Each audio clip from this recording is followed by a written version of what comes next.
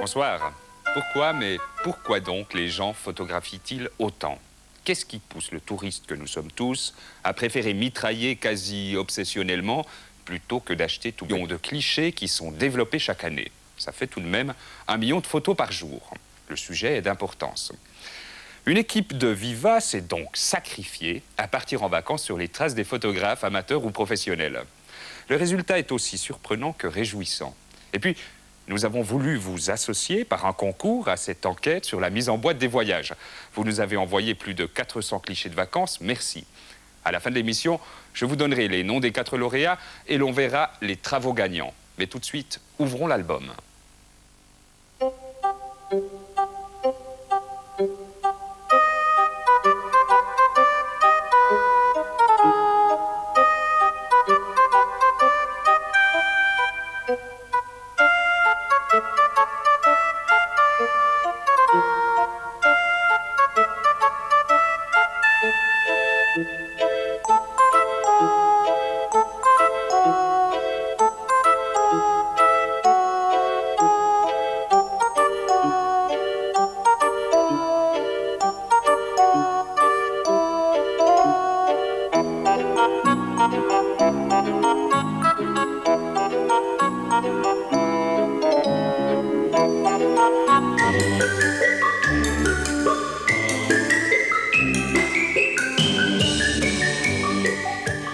Un reportage sur les photos de vacances, c'est presque des vacances.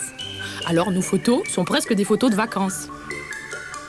Un dernier bagage et bonjour l'aventure. Le soir, on dort dans un hôtel au bord de l'autoroute. C'est confortable et c'est gratuit pour les enfants. Dommage qu'on n'ait pas d'enfants. Le lendemain, en Avignon, nous traquons le touriste. Incroyable mais vrai, tout un groupe de vacanciers de chez nous s'arrête pour visiter le très beau pont.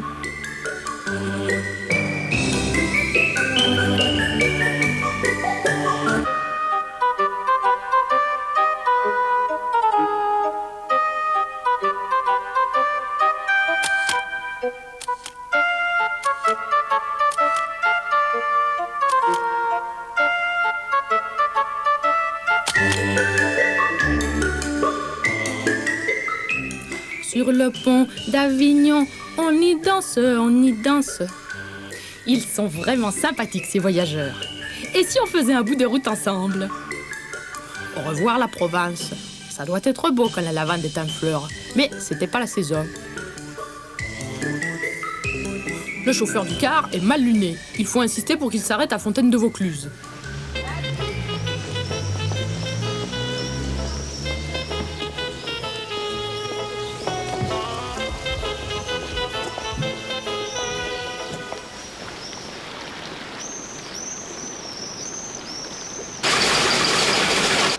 Ah, ça y est, elle marche. Parce qu'il ne marchait pas, votre Mais appareil? c'est bloqué hier sur le bateau. On m'a photographié. Puis je dis, mais je vais vous prendre. Bon, moi, je veux les prendre. Il ne marchait plus. Je crois qu'elle n'a pas goûté, la bonne femme. Vous l'avez depuis longtemps, cet appareil? Oh, il y a 4 ans. C'est en revenant d'Espagne, à Figueras, je demande à une bonne femme si elle veut nous prendre avec le chauffeur dans le car. Elle le prend, puis après, elle le fait tomber par terre. J'ai dit, il est foutu, j'ai cru que tout mon film était cuit. Il marchait bien. Puis vous prenez beaucoup de photos en vacances? Ben, j'en prends autant que je peux. Mais j'ai vu aussi que vous aviez acheté des cartes postales. Oui. Ça revient pas au même, les photos et les cartes Ah postales? non, c'est pas la même chose. Pourquoi? Parce que les cartes postales, on les envoie. J'ai aussi des albums de cartes postales. Mais j'ai des photos, j'en ai une pile comme ça d'albums. Quand je fais mes tours, je fais des sorties, je vais d'excursion. Eh ben, je prends toujours l'appareil. Si je ne le prends pas, on est sûr qu'on a de l'orage. Et alors vous photographiez quoi, généralement? Soit les chalets, des groupes, et puis la nature. J'aime beaucoup la nature. Je suis fier, moi, de mes photos. Et je marque tout de suite quand je les reçois. Alors je ne bouge pas. Vous les regardez souvent? Hein? Vous les regardez souvent? Ben, je les regarde assez souvent. Je suis à la maison, je suis toute seule avec moi-même. Alors je refais mes voyages. Ça me fait plaisir de vous raconter. Madame Edwige, une crème de vieille dame. Notre voyage nous amène en Camargue. La Camargue, c'est plein de moustiques, mais c'est beau quand même. Les chevaux de Camargue ne sont plus sauvages. Heureusement, c'est plus facile pour les photographier.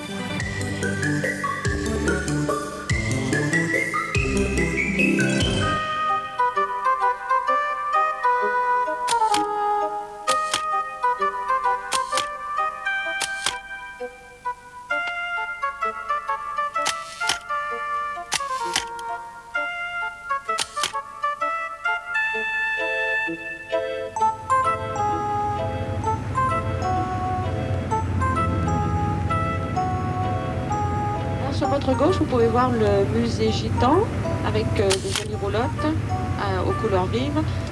Et nous allons nous arrêter là pour faire une photo. Quand vous êtes en voyage, qu'est-ce que vous photographiez? Eh bien, principalement du paysage qu'on visite. Et puis, si on est avec des amis, on profite aussi des photographies pour avoir quand même un petit peu de souvenirs de ces sorties avec eux. Est-ce qu'il vous arrive aussi à vous, madame, de prendre des photos? Non, non, pas. Pourquoi?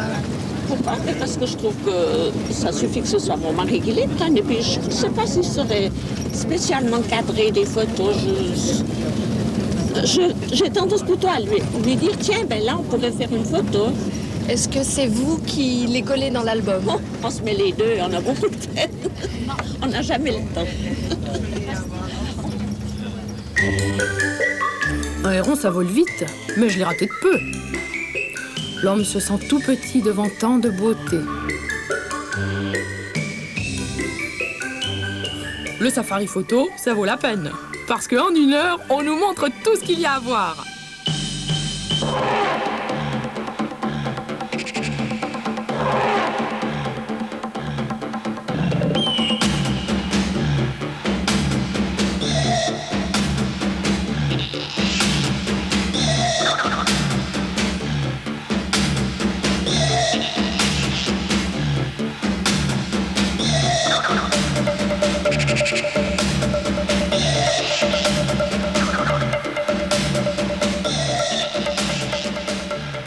On les oblige à regarder. Parce que si j'ai des clients qui me disent « Bon, tiens, un flamant rose, clac, on y va ». J'ai dit non, regardez-le évoluer, regardez ses couleurs, regardez-le quand il ouvre ses ailes, regardez-le quand il mange, sa façon de manger, en remuant les pattes, en remuant la vase pour chercher ses petits coquillages. Il y a toute une chose à regarder, il y a toute la faune à regarder. Et puis la flore aussi. Tu peux pas te prendre, Virginie? Ouais, mais elle, c'est bien, hein. Tu me rentres, toi. Il m'en reste plus que 12. Non, mais c'est moi, la série comme ça.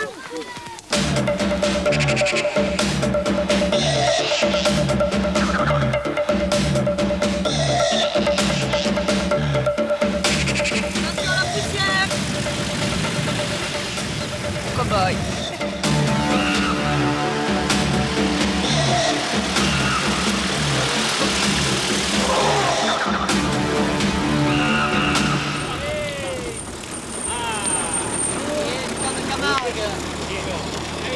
Quelles sont les photos qu'ils aiment prendre? Alors là, je les emmène vers les étangs, quand il y a un coucher de soleil superbe. Vous avez des reflets dans l'eau qui sont magnifiques. Et bien sûr, le but recherché des gens, c'est de... Le plus beau, finalement, c'est de prendre un cheval, la tête du cheval, dans le soleil couchant qui se reflète dans l'eau. Là, c'est magnifique parce que vous avez les roseaux, vous avez quelques flamants et quand vous avez la chance d'avoir un cheval qui passe juste à ce moment-là dans le rond rouge qui est dans l'eau, c'est superbe. Et là, les gens me crient stop et on y va et on flash. Voilà.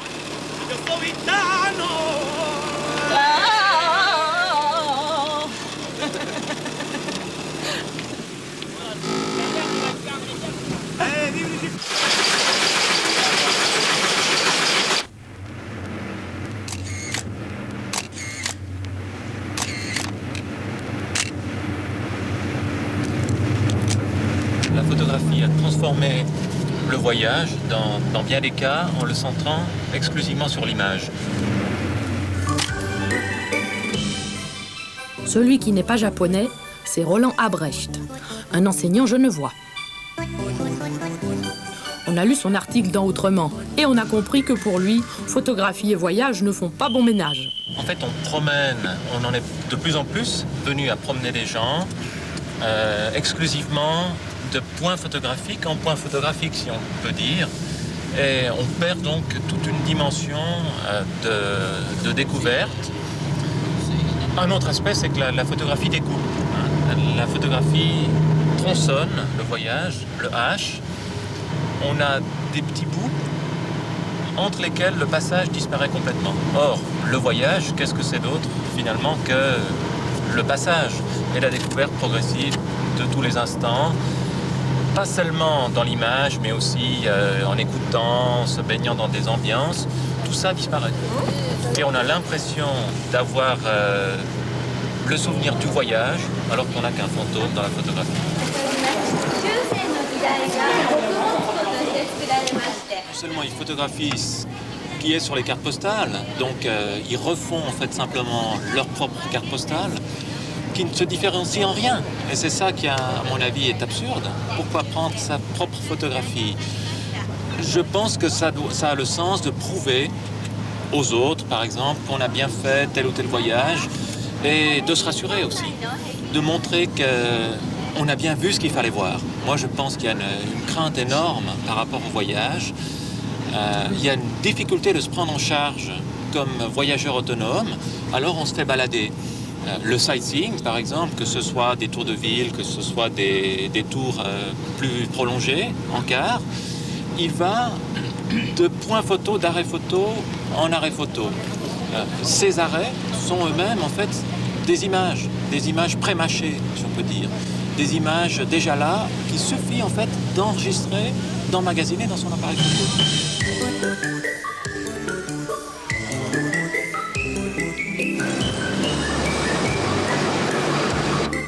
Notre beau voyage se poursuit. Voici Arles, son clocher, ses arènes et surtout ses arlésiennes. Aux arènes, on n'a pas entendu tout ce que la guide disait, mais c'était quand même bien intéressant. Michel, le caméraman, dit toujours que je mets trop de ciel dans mes photos. Je fais des progrès.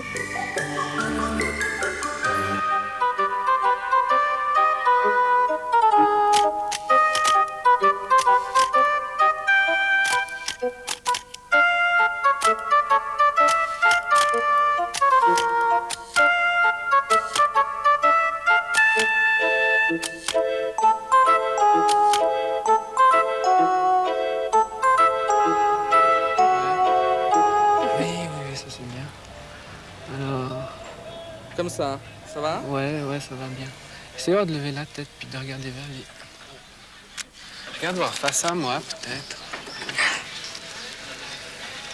Tu peux pas renvoyer plus? Non, je suis au maximum. Pendant notre promenade, nous rencontrons un gentil couple en vacances dans la région. Tiens, ils sont vaudois. Nos tourtereaux aiment revenir à Arles, où Jean-Pascal avait gagné en 88 le Grand Prix européen de la photographie. Il me semble Jean-Pascal, photographe professionnel plein d'avenir et de présent aussi. Regarde voir carrément là-bas. C'est le maximum, ça. Toi, je vais venir beaucoup plus près. Viens là. Ferme les yeux, ça.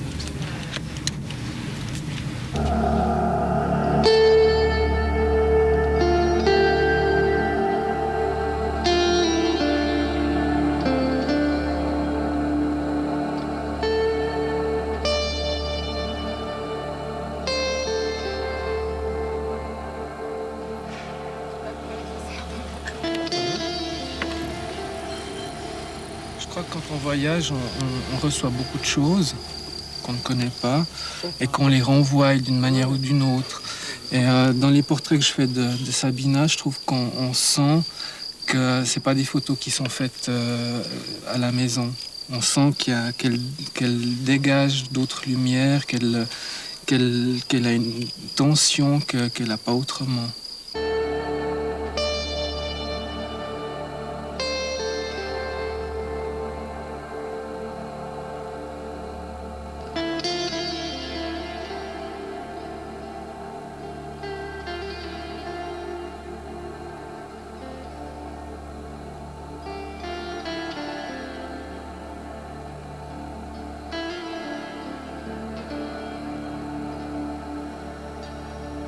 Au départ, il n'y avait pas la volonté de faire une série de Sabina dans les villes, mais je pense que justement, c'est à partir d'un certain choix que je fais, aussi d'exigence, qui fait qu'elle supporte d'être non pas seulement vue en famille, mais qu'elle supporte d'être des photos lisibles pour d'autres.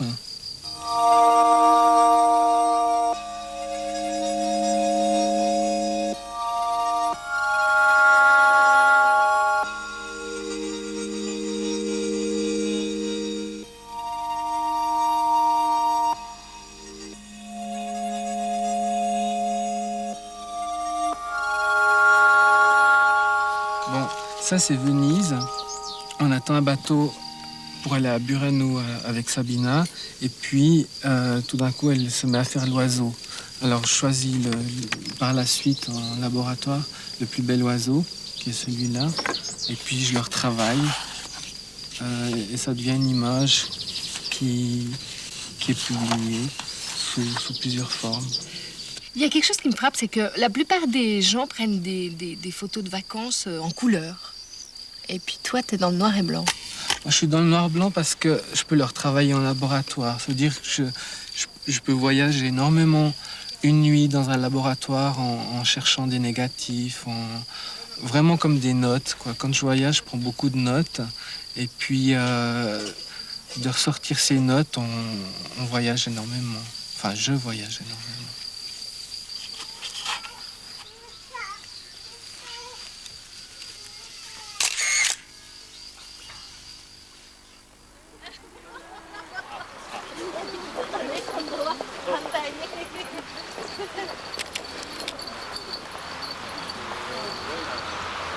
L'illusion de réalité, c'est ce qui séduit l'amateur. Hein. Il veut en fait, à la limite, substituer la photographie au paysage lui-même. Comme il a d'immenses posters couleurs, par exemple, qui se mettent à remplacer les paysages réels, à la limite, des coins de forêt, alors que le professionnel, lui, ne s'intéresse pas à tout ça. Pour lui, c'est pas un substitut de la réalité. C'est un moyen d'en faire quelque chose, d'en faire autre chose. Et le noir-blanc lui permet à lui beaucoup plus de liberté de retravail, de liberté de métamorphose, en fait. C'est quelque chose c'est un point de départ pour lui, la prise de vue, si on peut dire, mais qui va servir à autre chose. L'amateur prend des photos en quelque sorte innocemment. Du moins, il a l'impression que c'est le cas, alors qu'on ne photographie jamais innocemment. Seul l'intéresse au moment où il prend la photo, ce qu'il prend en photo, hein, l'extérieur. Alors que pour un professionnel, la photographie se prépare et elle doit correspondre quelque part à, on peut dire, un univers intérieur. Elle est presque à l'intersection, si on peut dire, entre le dedans et le dehors. Donc, elle comprend dans ce sens-là. Donc au fond, on peut comprendre là que vous n'êtes pas entièrement contre la photographie, mais contre une certaine photographie. Je ne suis pas du tout contre la photographie. Je suis autant que n'importe qui sensible aux superbes photographies. J'adore les anciennes photographies de voyage, par exemple, parce qu'elles permettent de voyager dans le temps. Alors justement, parmi les photographes des temps anciens, Jacques-Henri Lartigue a pris beaucoup de photographies de vacances. Vous les connaissez, ces photos? Bien sûr. C'est d'ailleurs plus des photographies de vacances que les photographies de voyage. Des photographies d'une certaine nonchalance, d'un certain rythme de vie, la manière de savoir trouver ce qui précisément rendra cette image unique.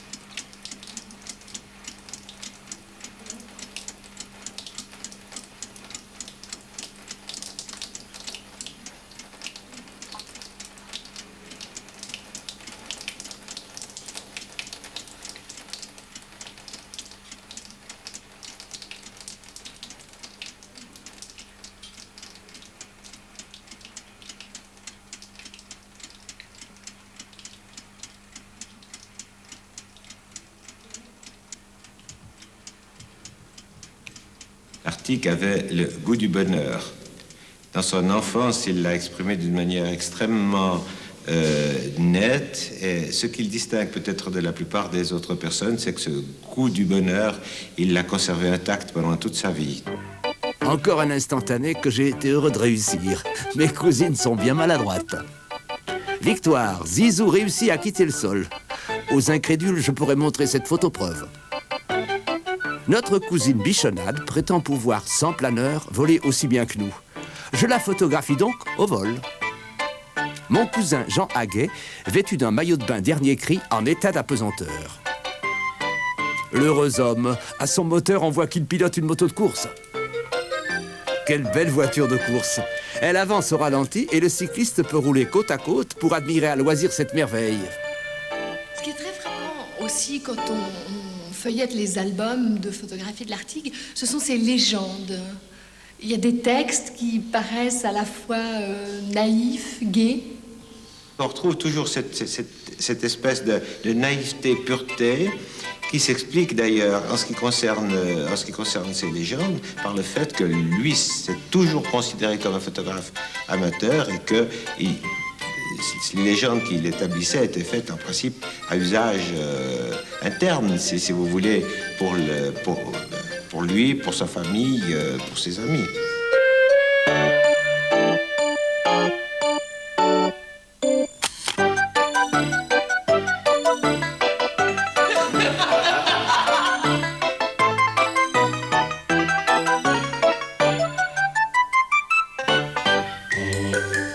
C'était un connaisseur, Claude-Henri Fornet, directeur du musée suisse de l'appareil photographique à Vevey. Toujours avide de nouvelles aventures, notre joyeuse bande embarque pour une croisière sur le Rhône. Dans le bateau qui fait aussi restaurant, Monsieur Oudot refuse de manger tant qu'il n'aura pas retrouvé les piles pour son appareil de photo. Ouf, il a trouvé. Le capitaine annonce une écluse. Pour faire une photo, certains n'hésitent pas à abandonner leur dessert. Monsieur Rosaire est aux premières loges.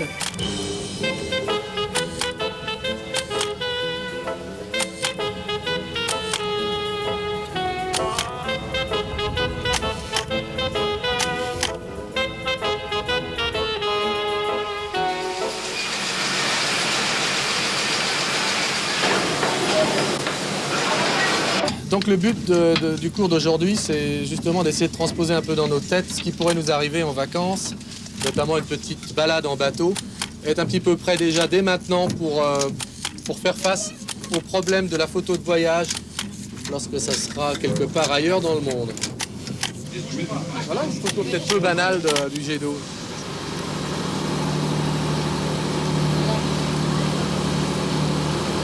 Alors ce que je réessaye de leur inculquer, c'est réagir face à certaines situations, de ne pas se faire avoir, pardonnez-moi l'expression, par les lumières qui sont parfois pas très faciles à travailler, et puis d'essayer de trouver des sujets malgré tout peu banals, banals ou banaux? Banals, et de leur donner un peu de vie. J'essaye de leur faire un peu le voyage dans la tête, si je peux dire, hein, leur dire voilà, nous sommes sur un lac, mais qui peut être le lac Titicaca ou ça peut être la mer Caspienne ou autre. Enfin. Et je pense que ça se passe très bien finalement, parce que c'est vrai que c'est des choses que l'on a vues, revues, mais lorsque je donne certaines explications, ils font abstraction et ils s'attachent plutôt au fond qu'à la forme qu'ils connaissent déjà finalement.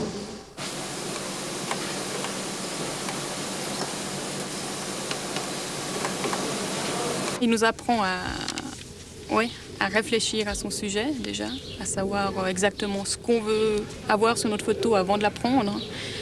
Et puis il nous apprend à avoir une certaine attitude vis-à-vis de la photographie, c'est-à-dire de ne pas courir après son sujet pour aller photographier à droite à gauche, vouloir tout prendre, mais plutôt à se poser, à s'installer et puis à attendre en fait que l'événement se passe. Et lui, il avait une façon très imagée de nous dire ça, que la photographie, c'est pas de la chasse, mais c'est de la pêche. C'est-à-dire qu'il faut être là, attendre, et puis les situations se présentent et les prendre au bon moment, au bon instant. Là, on a la même image que tout à l'heure, mais là, on en a pris peut-être un peu trop. Et ce discours un peu par rapport à celle-ci, où on n'en avait pas assez, bah là, il y a un petit peu trop de champ. Je dirais qu'à la limite, entre les deux, bah, le cadrage aurait été quelque part... voilà. Voilà. Bon, on aurait aussi équilibré en coupant vers le haut, aussi. Et comme ça. Voilà, ça aurait été à peu près une image comme ça, avec un gros point fort qui se trouve là, une belle ligne qui se trouve à 1/3 du cadre supérieur, laissant 2/3 à la partie intéressante dans le bas. Une image parfaitement composée.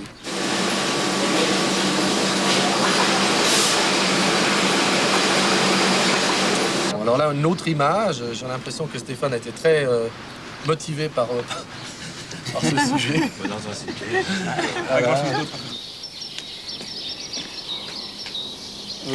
La critique principale, c'était qu'il ne voyait pas très bien où je voulais en venir avec mes photos. J'étais un petit peu vexé. Parce que, et ça, c'est une critique tout à fait constructive, parce que moi, elle me disait quelque chose, mais effectivement, les gens qui n'avaient pas été au même endroit que moi ne comprenaient pas très bien où j'avais voulu en venir. Et alors là, il nous a donné des conseils pour rendre l'image plus parlante et qu'on n'ait pas besoin d'expliquer à côté ce que c'était, que ça coule de source. Vous avez l'impression que vous allez photographier différemment à partir de maintenant? Sans doute, oui. Je vais essayer de mettre en pratique ce qu'il m'a dit, mais pas forcément tout, parce que je ne suis pas toujours d'accord avec ce qu'il dit. Les photos de vacances ne doivent pas forcément être comprises immédiatement par tout le monde. Les photos de vacances, en général, on les montre. C'est la personne qui a pris les photos qui les montre. Elle peut faire des commentaires. Et il y a des situations qui sont peut-être pas très photogéniques, mais qu'on aime quand même prendre pour les ramener et puis pouvoir expliquer si besoin en est. Est-ce que vous avez aussi appris des trucs de photographe? Une attitude à avoir? Pour photographier les gens, oui, il faut d'abord s'asseoir, s'intégrer dans le contexte et surtout pas brusquer. Et par la suite, les gens, ils oublient qu'on est là. Et à ce moment-là, on peut commencer à photographier. Ou alors, il faut demander l'accord des gens.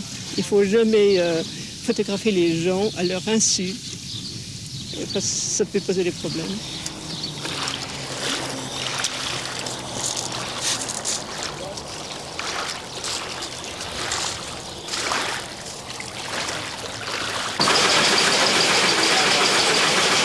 On braque son appareil. On mitraille. Les gens ont aussi l'impression d'avoir le droit de pouvoir prendre n'importe quoi, sans trop poser des questions et sans trop surtout se poser des questions. C'est ça qui me semble dangereux. Et puis il y a aussi un autre phénomène beaucoup plus massif, encore si on peut dire, c'est que la photographie a transformé le voyage. Ça, on le constate dans beaucoup de domaines, mais elle a transformé aussi les pays dans lesquels les gens peuvent voyager, qui dans certains cas, se sont fabriqués comme une espèce de poste d'image, qu'on puisse courir de l'une à l'autre, le sightseeing par exemple.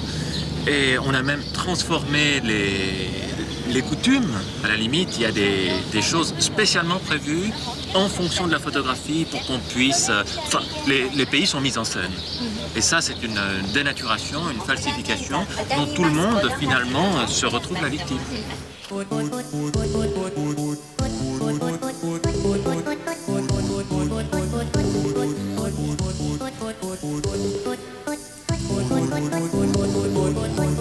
Nous poursuivons notre épopée photographico-touristique.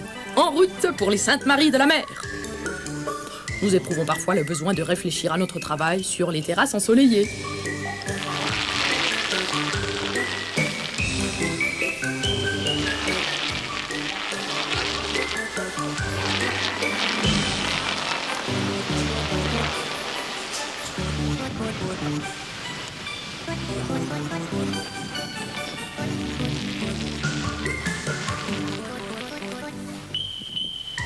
Entre deux loopings de cerfs-volants, nous faisons la connaissance de Francis Tronig. Il est fou de photographie. Le musée de l'Élysée a exposé 80 portraits de touristes qu'il avait photographiés sur la plage de Benidorm, en Espagne. À part ça, il tient un commerce de vêtements pour hommes à Genève. En somme, pour Francis, la photo, c'est des vacances. Moi, je revendique dans un certain sens le droit à l'étonnement et le droit de regarder les gens qui m'étonnent. Moi, un type qui embrasse un type, indépendamment de la charge morale que ça peut avoir ou du fait que c'est deg ou c'est magnifique, j'ai envie de les regarder parce qu'ils font partie de mon monde, ils sont là en même temps que moi. Ou un gros noir avec une radio, puis il danse, puis t'es soufflé, et puis tu dis, puis tu le regardes, puis le type te dit fuck you, tu dis non, I want to watch you, fuck off. Alors la photo, tu dis monsieur, you speak English, you know you're beautiful, may I take a picture? Yeah. Et puis tu affrontes des gens banals dans un sens que des gens que tu as envie de regarder, puis que tu n'oses pas regarder.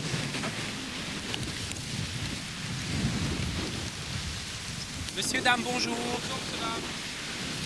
Monsieur, dame, on fait un travail photographique sur la plage et les gens de la plage. Est-ce que vous permettez que je fasse un portrait de vous? C'est pas pour vous le vendre, c'est juste... Pardon? Non, c'est pas pour vous le vendre. C'est pour un travail général. C'est juste pour faire une photo, parce que j'ai envie de photographier des gens de tous les jours et pas des stars et des James Bond. Vous tombez bien. Moi non plus, monsieur.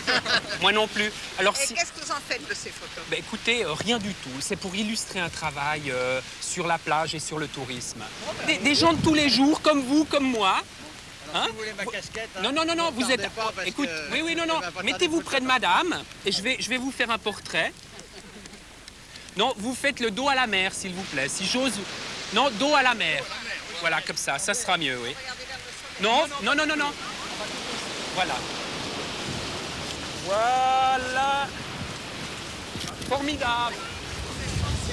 Non, on est suisse. Ah, vous n'avez pas beaucoup l'accent. Et vous êtes de où? Ouais. Pas trop. Ouais. Là, t'es bon? Ouais, c'est maintenant en ressac. Tu vois ce que je veux? Bah, un poil en avant, c'est bon. Un poil plus? Ouais, comme ça, c'est bien. Ouais. T'es bon, là? Ouais. Super. Merci.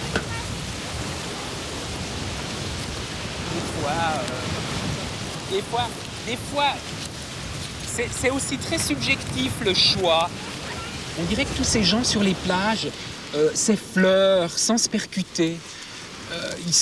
Ou il y en a qui disent avec leur corps, alors ils gonflent leur corps et puis ils font la roue, ils se pavanent comme ça et personne ne les regarde. Alors le photographe, quand il arrive là au milieu, il dit bonjour et tout d'un coup, tu les écoutes parce que leur demander de poser, c'est tout d'un coup leur dire « dis-moi, je t'écoute ». Il y a des gens qui se jettent dans tes bras, je veux dire, bien sûr, photographiquement parlant, ils s'ouvrent. Et c'est pas toujours les gens les plus en marge ou en bascule qui sont les plus... Tu vois, tu peux rencontrer quelqu'un qui est tout d'un coup extraordinairement photogénique et tu te mets face à lui et ça se dégonfle. Et il y a des gens qui sont ronds et lisses comme des galets. Et tout d'un coup, il y a un face-à-face, mais un face-à-face en huis clos. Il y a une espèce de huis clos qui s'installe entre toi et lui. Et tout d'un coup... Écoute, c'est difficile à expliquer. Tout d'un coup, il y a un ange qui passe et il y a il vibre dans la lumière. Et tout d'un coup, c'est beau. Je veux dire, il n'y a pas de mots. Il s'offre. Puis t'es là et claque. Mon allemand, j'ai perdu mon allemand. Voilà. In diese Richtung, bitte schön, hier. Nein, einfach das Meer im Rücken. So. Ja, genau. Dankeschön. Nur stehen, oder? Ja, nur stehen, einfach stehen. Ein bisschen vielleicht ein bisschen mehr. Zusammen. Ja. Wenn es geht. Nicht zu viel. Und ja, so, ja. Sehr schön. Dankeschön. Auf Wiedersehen. T'as vu ce qui était marqué sur son t-shirt? Je suis Adonis. Super.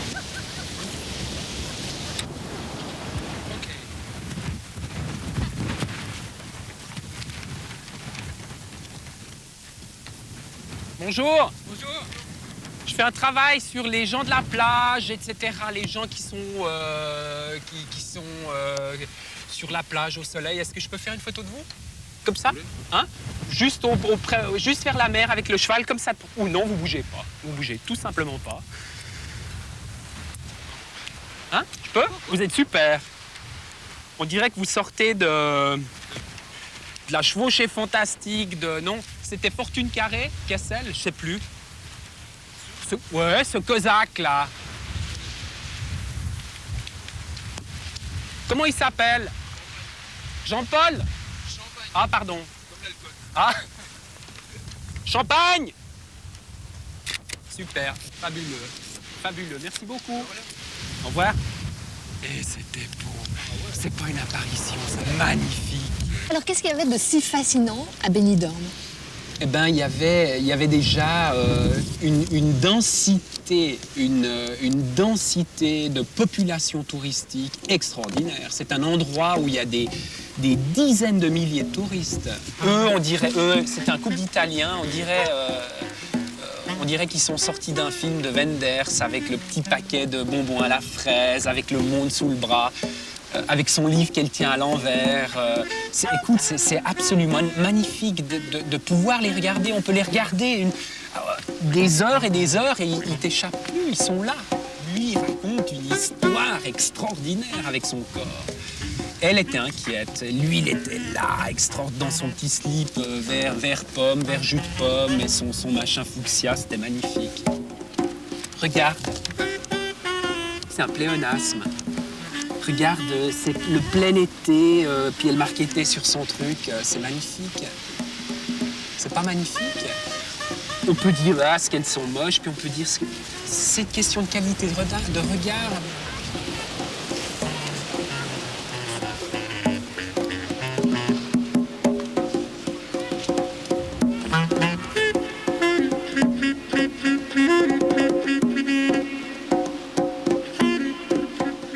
C'est un sujet très difficile. Tu marches un peu sur le fil du rasoir parce qu'un touriste, c'est vite une caricature.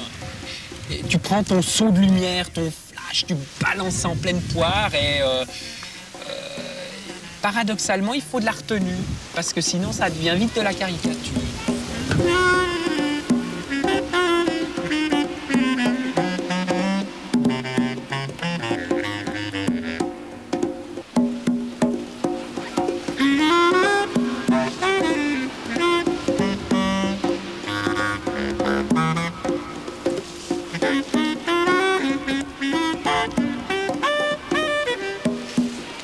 Mais toi, quand tu regardes une photo, est-ce que ça te rappelle quelque chose? 1000 choses. 1000. Parce qu'une photo, mais ça rappelle 1000 choses pour moi, parce que quand j'ai fait ce cadre, il y a tout ce qu'il y a derrière le cadre. Et une photographie, elle me rappelle plus le hors-cadre, ce qu'il y a hors du cadre que ce qu'il y a dans le cadre. La photographie, pour moi, c'est plus une espèce de clitoris de ma mémoire. Et je regarde et ça me titille et ça me rappelle des odeurs, c'est un peu glauque, ça. Je veux dire, ça me rappelle des lumières, des moments heureux et tout, je veux dire. Maintenant, après, je fais des photos du tournage, je veux dire... il y aura une photo avec toi, et puis il y aura tout ce qu'il y a derrière. Une photo, c'est pas seulement la photo. Une photo, elle sert à titiller tout ce qu'il y a autour de la photo. Donc, je veux dire, c'est quelque chose de très personnel. Et il n'y a rien de plus pénible et de plus chiant que d'assister à une séance de diapo ou à la 643e. Alors là, tu te souviens, Isabelle, tu te souviens, c'était drôle. Tu te souviens, les Allemands, ils ont crevé. Puis tout le monde... ah ouais, elle est bien, elle est belle, ouais. Tu te souviens, Lulu, quand ta maman a perdu le cerf-volant, et puis... Je veux dire, tu vois, c'est ça. Qu'est-ce que Tu m'as dit que tu mettais des jupes culottes. Non, c'est la vengeance. C'est le Mistral, là. Ah, voilà. Elle est là, mon pont, là. Celui que t'as coupé. Oui, là. Mon pont. Et donc, qu'est-ce que ça sent bien? À travers la vitre, je l'ai fait. Ah, oui, c'est bien. Bravo. Je savais pas qu'on pouvait aller où. Elle sera dorée, la tienne, Georges. Ah, c'est bien. Ah ouais, là. Je les en donne Elle a fait sur mesure. Ah, on est pas bien, là. Oh là là, voilà. Non, c'est de la crème. Ah ouais. C'est assez? T'as entendu l'explication des... C'est une cobaye et du lot. Ah, voilà, avec Rime et puis mon chauffeur à... Mais Rime, ça me dit quelque chose. Rime. Il habite la Servette. C'est un gros. Ouais, c'est le chauffeur. Non, non, ça c'est le chauffeur, c'est Serge. Oui. Ouais, le pont d'Avignon. Ouais. Avec le pont d'Avignon. Et puis là aussi. Là aussi, c'est là l'Avignon. aussi. Ouais. C'est J'ai tout pris là. 2 fois, là. Oui, pour être sûr d'en avoir une de bonne. Ah, voilà, on reste à la table. Heureuse tablée, là. Moi, je fais même Hein? moi. La Les baronne, bouteilles, ça, elles sont ça, encore ça, pleines. c'est vrai que c'est Jean Place. Ah, mais il en manque un bout en haut. Ah, il en manque un bout. Ouais. On y retournera pour faire l'autre bout. C'est toujours difficile d'avoir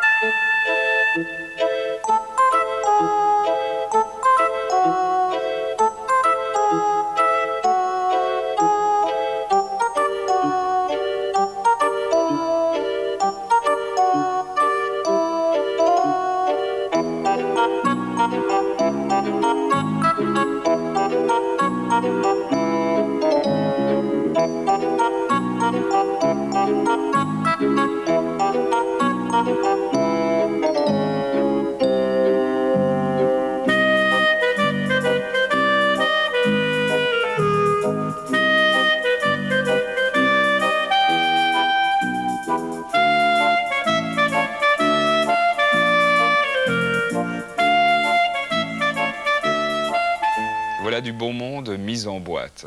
Comme promis, voici le